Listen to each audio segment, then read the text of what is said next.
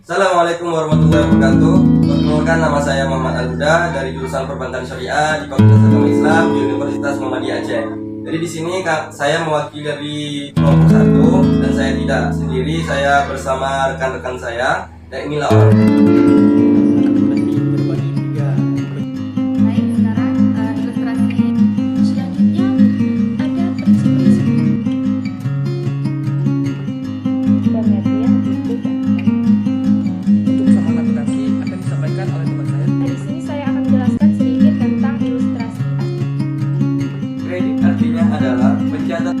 Penjelasan selanjutnya akan dilanjutkan oleh Assalamualaikum warahmatullahi wabarakatuh. Perkenalkan, nama saya Cusufara Madinah. Saya dari kelompok 1. Saya akan menjelaskan tentang ruang lingkup akuntansi. Yang pertama ada sejarah pencatatan akuntansi. Akuntansi dikenal sejak zaman Babilonia melalui sistem pencatatan upah yang ditulis di atas prasasti tanah liat.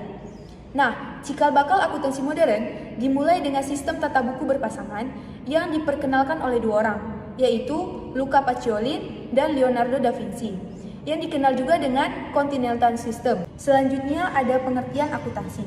Akuntansi atau accounting merupakan proses pengidentifikasian, pencatatan, penggolongan, pengikhtisaran, dan pelaporan atas transaksi dengan cara sistematis. Penjelasan lebih detail dapat dilihat di samping. Penjelasan selanjutnya akan dilanjutkan oleh teman kita yang bernama Putri Salsabila. Baik, selanjutnya itu ada pemakai informasi akuntansi pihak-pihak pengguna keuangan sebagai berikut. Itu ada beberapa macam. Baik, selanjutnya itu ada bidang akuntansi.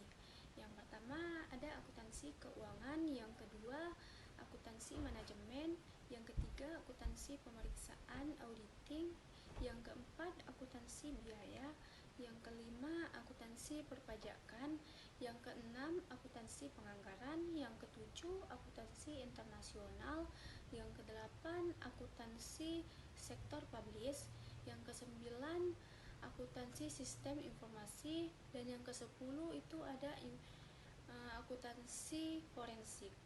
Selanjutnya, profesi akuntansi. Akuntansi adalah gelar profesional yang diberikan kepada seorang sarjana. Profesi akuntansi di Indonesia secara umum dikelompokkan menjadi 5 kelompok profesi, yaitu yang pertama ada akuntan internal, yang kedua akuntan publis, yang ketiga akuntan pemerintah, yang keempat akuntan pendidik, dan yang terakhir akuntan forensik. Selanjutnya ada prinsip-prinsip dasar akuntansi. Yang pertama ada kontinuitas usaha, yang kedua kesatuan usaha, yang ketiga periode akuntansi, yang keempat kesatuan pengukuran, yang kelima bukti yang objektif, yang keenam pengungkapan sepenuhnya, yang ketujuh konsistensi, dan yang kedelapan penandingan. Baik, penjelasan selanjutnya akan dibacakan teman kami Muhammad Alfian Aldi. Jenis-jenis entitas. Yang pertama ada entitas jasa atau service business. Yang kedua ada entitas dagang atau merchandising business. Yang ketiga ada entitas manufaktur atau manufacturing business. Yang keempat ada entitas ekstraktif atau extractive business. Dan yang terakhir ada entitas agraris atau agriculture business. Selanjutnya ada bentuk-bentuk entitas. Yang pertama ada entitas perorangan atau proprietorship, yaitu entitas yang dimiliki oleh seorang pribadi dan biasanya pemilik sekaligus pemimpin dari entitas tersebut. Yang kedua ada entitas persekutuan atau partnership, yaitu entitas yang dimiliki 2 orang atau lebih serta sepakat untuk menjalankan usaha secara bersama-sama dan keuntungannya dibagi berdasarkan hasil perjanjian. Nah, selanjutnya ada perseroan terbatas atau corporation, yaitu entitas yang modalnya terdiri dari lembar saham, baik saham biasa common stock maupun saham istimewa preferred stock. Yang terakhir ada koperasi atau cooperation. Koperasi merupakan sekumpulan orang-orang sekaligus badan hukum. Koperasi bukanlah kumpulan modal. Tujuan pendirian koperasi adalah untuk mensejahterakan para anggotanya. Modal berasal dari anggota berupa simpanan pokok dan simpanan wajib. Dan laba yang dihasilkan oleh koperasi disebut sebagai sisa hasil usaha atau SHU. Selanjutnya ada tujuan dan jenis standar akuntansi. Tujuan standar akuntansi sendiri ialah membuat laporan keuangan yang seragam, relevan, dan reliable, memudahkan penyusunan laporan keuangan, memudahkan auditor dalam mengaudit, memudahkan pembaca laporan keuangan untuk menginterpretasikan dan membandingkan laporan keuangan entitas yang berbeda-beda. Selanjutnya ada pengguna laporan keuangan banyak pihak sehingga tidak dapat menjelaskan kepada masing-masing pengguna. Jenis-jenis standar akuntansi. Yang pertama ada standar akuntansi keuangan atau SAK. Yang kedua ada standar akuntansi keuangan entitas tanpa akuntabilitas publik atau SAK ETAP. Yang ketiga ada standar akuntansi keuangan entitas mikro, kecil dan menengah atau SAK EMKM. Yang keempat ada standar akuntansi keuangan syariah atau SAK syariah. Dan yang terakhir ada standar akuntansi pemerintahan SAP. Untuk persamaan akuntansi akan disampaikan oleh teman saya Akmal Fajar. Persamaan akuntansi adalah sebuah hubungan antara aset, utang, dan modal. Persamaan akuntansi sebagai berikut. Unsur-unsur persamaan dasar akuntansi terbagi 3. Penjelasannya sebagai berikut.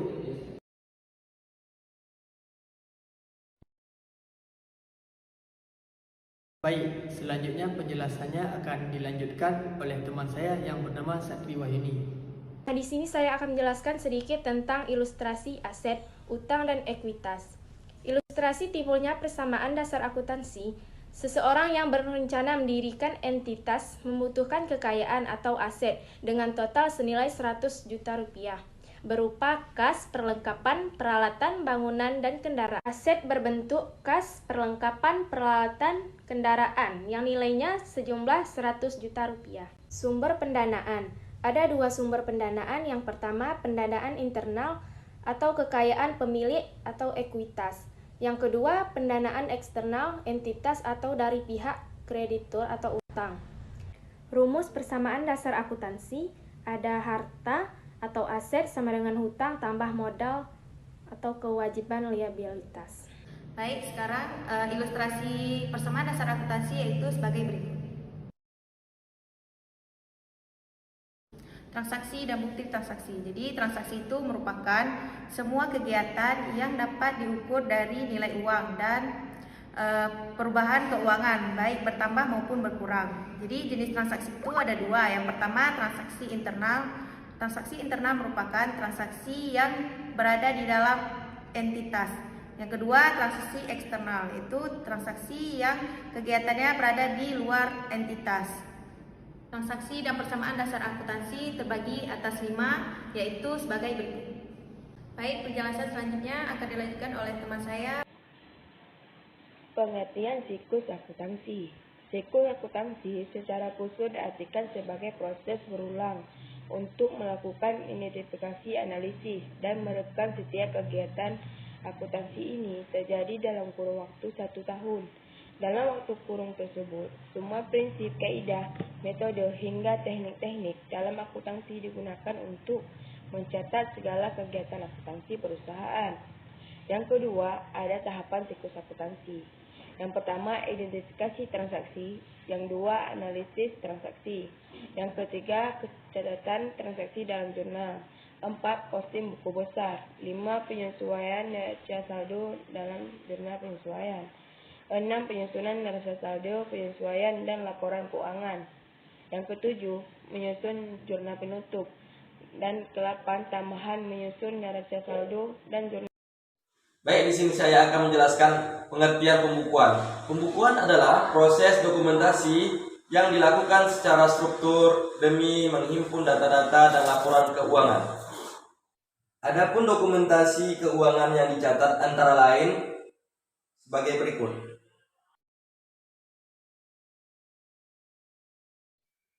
Baik, selanjutnya pengertian dari debit dan kredit. Debit berasal dari kata bahasa Latin yaitu debere. Debit adalah pencatatan akuntansi yang dimana aset dan biaya mengalami peningkatan. Debit biasanya berada di posisi sebelah kiri. Dan pertambahan aset bisa berupa penambahan uang, alat, dan hal yang tak berwujud seperti sewa dan piutang.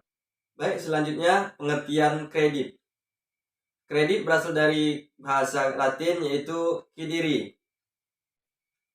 Kredit artinya adalah pencatatan akuntansi untuk akun hutang dan ekuitas yang mengalami peningkatan.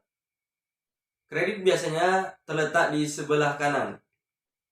Jika aset maupun beban berada di sebelah kredit, maka artinya pengurangan nilai akun tersebut. Begitupun sebaliknya, apabila akun hutang, ekuitas, dan akumulasi berada di posisi debit, maka artinya kedua jenis akun tersebut mengalami penurunan. Begitupun sebaliknya, jika akun hutang, akumulasi, dan ekuitas berada di posisi debit, maka artinya kedua jenis akun tersebut mengalami penurunan.